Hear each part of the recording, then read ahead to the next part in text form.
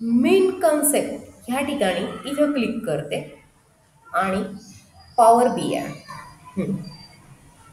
Main concept काय करायची आपल्याला, पॉवर BI मध्ये एक्सेलचा डाटा घ्यायचा. इम्पोर्ट कसा करायचा? एक्सेलचा डाटा इम्पोर्ट कसा करायचा.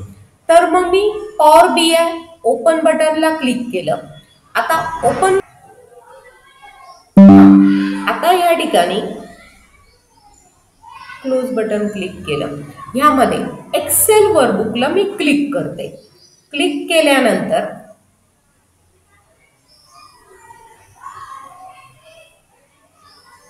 एक्सेलचा डेटा घ्यायचा म्हणून एक्सेलला क्लिक केलं.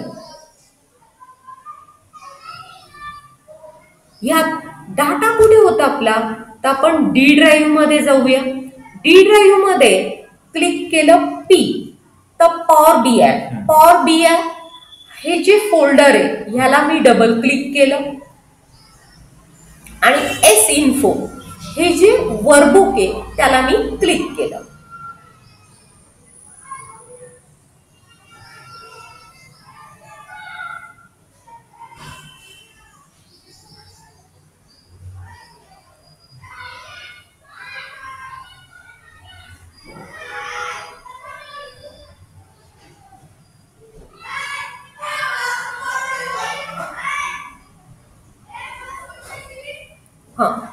त्या वर्कबुक मध्ये आपले 3 शीट्स होते. Sheet 1, sheet 2, sheet 3.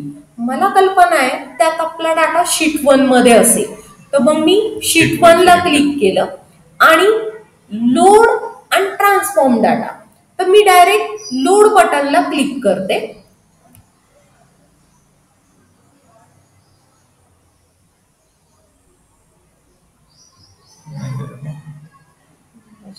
झाले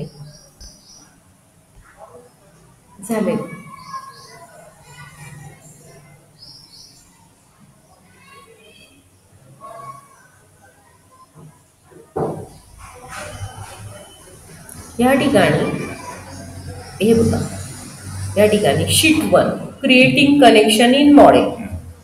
पॉवर BI आताशी एक्सेलशी कनेक्ट होत आहे. एक्सेलशी कनेक्ट होत आहे.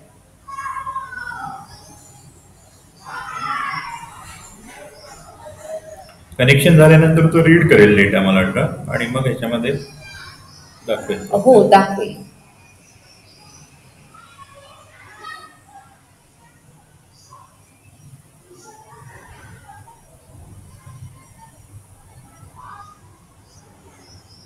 हा 13 रो लोडेड. आता ह्या ठिकाणी आलंय.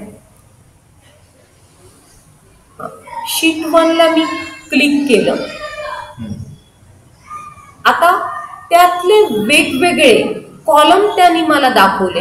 एक सर्टिफिकेटचा होता, एक कोर्सचा होता, एक फीज आणि एक नेमचा डाटा होता. आता ह्या ठिकाणी ना, आता हा काय रिपोर्ट व्ह्यू आहे, हा टेबल व्ह्यू आहे. मी टेबल व्ह्यूला क्लिक करते. टेबल व्ह्यू मध्ये ह्या ठिकाणी त्यांनी डाटा बरोबर दाखवला आपल्याला. ओके.